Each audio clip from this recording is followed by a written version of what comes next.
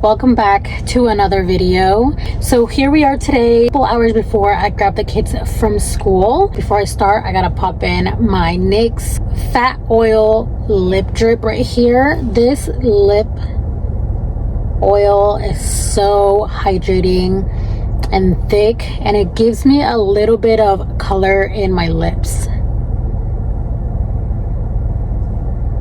I actually got this in a package when I collaborated with CVS. Well, I highly recommend it. It is so hydrating. I really wanted to do a get to know me video. I really wanted to dive in deeper in DACA, like share with you guys my story with DACA, how long I've had it, how I applied for it, taking you back years back, like once I graduated high school, which was in 2011, I have been looking up stories of individuals that have DACA, especially those who recently came out and told the world that they are part of DACA. And I'm talking about YouTube influencers, which came to a shocker to me as well, because it's like a lot of us are scared to let others know that we came to the United States. Our parents brought us here when we were young, undocumented, and thankfully DACA has been able to give us all these opportunities. I have personally never been ashamed of my status.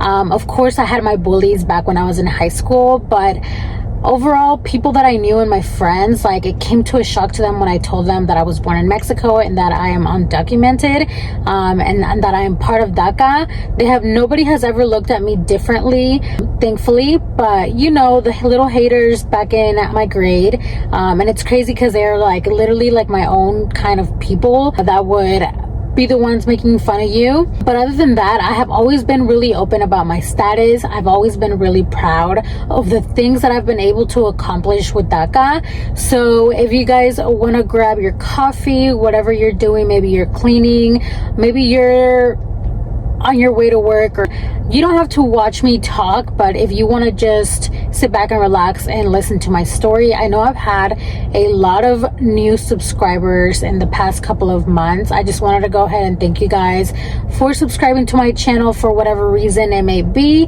but this is just a little video diving deeper into me, myself, and I, just talking to you guys so you guys get to know me a little bit more than what I just show on my social media. For those of you who don't know me, my name is Pam Ramirez. I am 31 years old. I currently live in Atlanta, Georgia, and I've been living here since my parents brought me to the United States. I now have 2 kids, and I am a licensed esthetician. So I'm going to take you guys way back to when I graduated. At the time, I didn't even know myself I was undocumented. I didn't even know that I was not going to be able to drive or go to college or do the normal things that people do living in the United States. It wasn't until my parents talked to me about getting DACA and that it was a new program. I remember when I graduated high school, I got my first job with my stepdad's company. It was actually his boss's company, but my dad had been working with his boss since he started his company.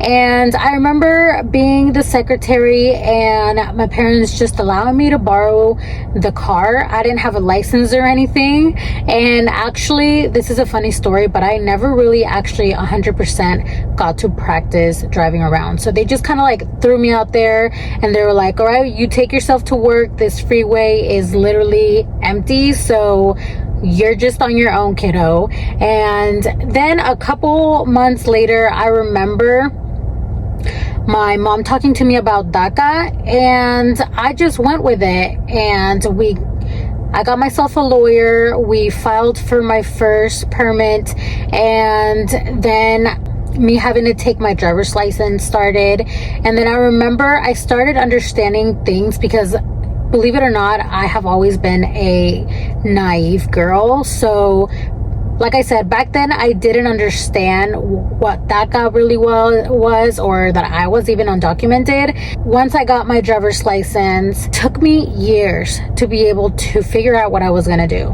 I had my daughter, I was married to a US citizen, and then married to him for 4 whole years.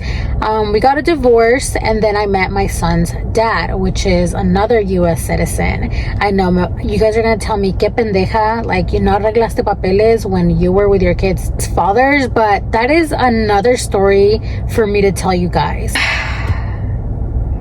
I was with my son's father for, I think, 2 to 3 years. Then I decided to separate from him. Like I said, I'm not going to go into detail to why I divorced or to why I separated with my second relationship. Just know that that brought me to where I am today.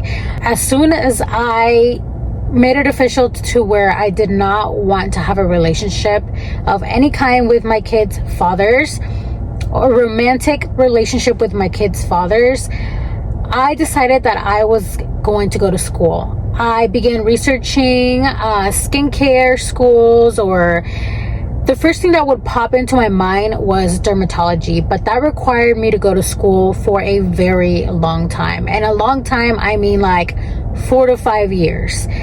I was like, Lord, like, if this is what you truly want me to do, just help me get my feet in the door into just a skincare business or whatever. So I just researched on the internet, like dermatology, like front desk receptionist, whatever. And I came across esthetician. My goal living at my parents' house was to get my butt in school.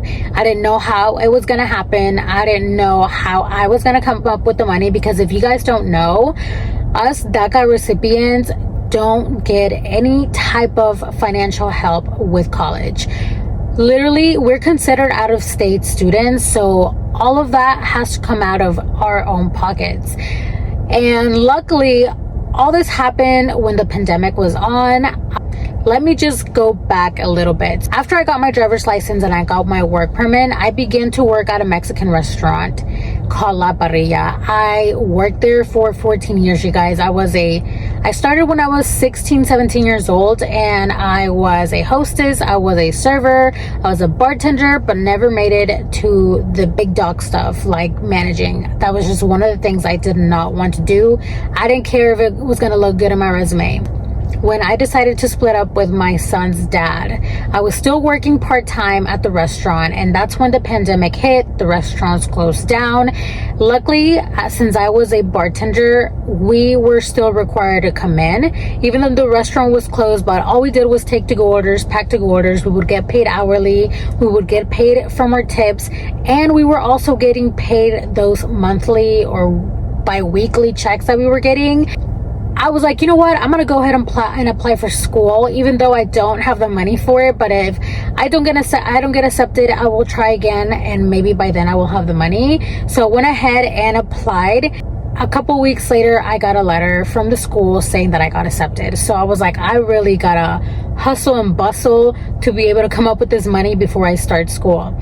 I was doing the bartending thing, and then I was getting those checks, and all of that help. I just started saving my money.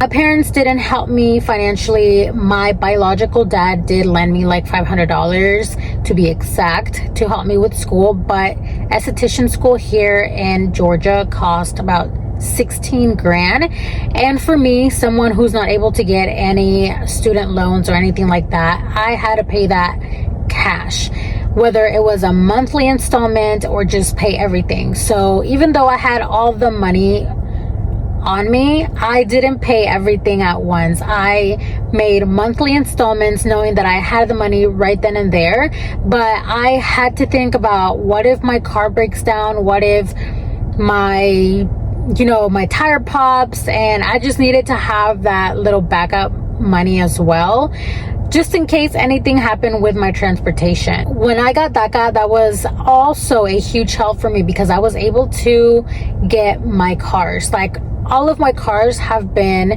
loans, so luckily I never really had any car issues. DACA was able to provide me with a secure car as well. Aside from that, started school, and I took the part-time route because obviously I still had to work. I had my own bills to pay. I paid rent with my parents, and I still do. I had to literally pay like all of my bills. So I was doing part-time, which took me about a year to 2 years. One thing that annoys the fuck out of me is when cars just like park literally right next to you when there's a whole parking spot. Anyways, guys, so that happened, and here we are. I was able to go to school with DACA. Now, one thing that I have not done is I have not been able to apply for advanced parole. I have literally almost everything in place to be able to apply for it. I don't know what the hell I'm waiting for, but I need to get it done because with this presidential debate, and who knows who the new president's gonna be, there could be chances of us not even being able to leave the United States. If you don't know what advanced parole is, it's pretty much if you have DACA, you are able to travel to Mexico or wherever you're from and come back to the United States legally. So it's honestly easier for you to apply for your US residency. So quite honestly, I've been so lucky and blessed to be able to have the opportunity to have DACA and be able to get that Social Security, to be able to work and do my taxes, to be able to drive without the fear of getting pulled over and getting a ticket and then making it into a bigger deal to where I can get deported. If you guys didn't also know, when you have DACA, you have to be 100% good.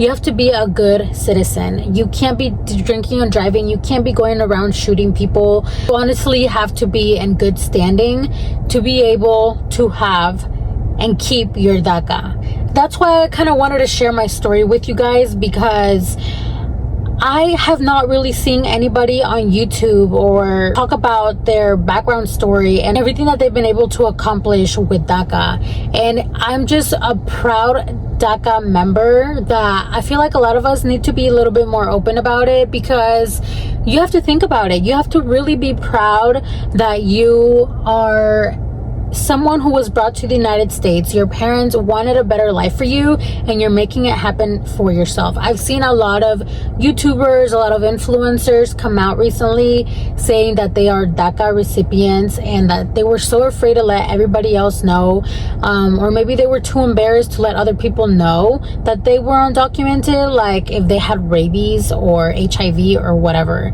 Like, it's not a bad thing, you guys. It's something that you really need to be proud of, because you have accomplished so much with those documents. And it's like, even though we want more and we want to accomplish more, like, we just have to really appreciate and have gratitude of what we have been able to accomplish now with what we have. I really hope that I'm able to see more stories behind DACA here on YouTube, because I want to get to know other people with the same status as me. I want to be able to hear other people's stories, what they have been able to accomplish. I know there's a lot of DACA recipients that have gone actual college and had bigger careers, and so I would really love to listen to your story. If you are a DACA recipient, comment down below. I want to get to know you. I want to be able to just hear your story and tag me or anything. I feel like that's something that we should all just be proud of and not ashamed of. Anyway, guys, that is really it for today's video. I really just wanted to give you guys a little inside scoop and a little bit about me, because I think it's been a while since I've made an about me video. I made an about me video before I started aesthetic school, but I didn't really go into detail about my personal life and about me being on DACA. Like I said, every time I mention to someone that I am a DACA recipient, or they don't even know what DACA means, and I start explaining it to them, they are shocked. But I am no different. I am like any other human being who is optimistic, ambitious, and has so much goals for herself. So yeah, I hope I get to be able to meet other people with the same status as me, or others that have the same ambition, goals, and dreams as me. I hope you guys have a great day, and I will see you guys on my next video.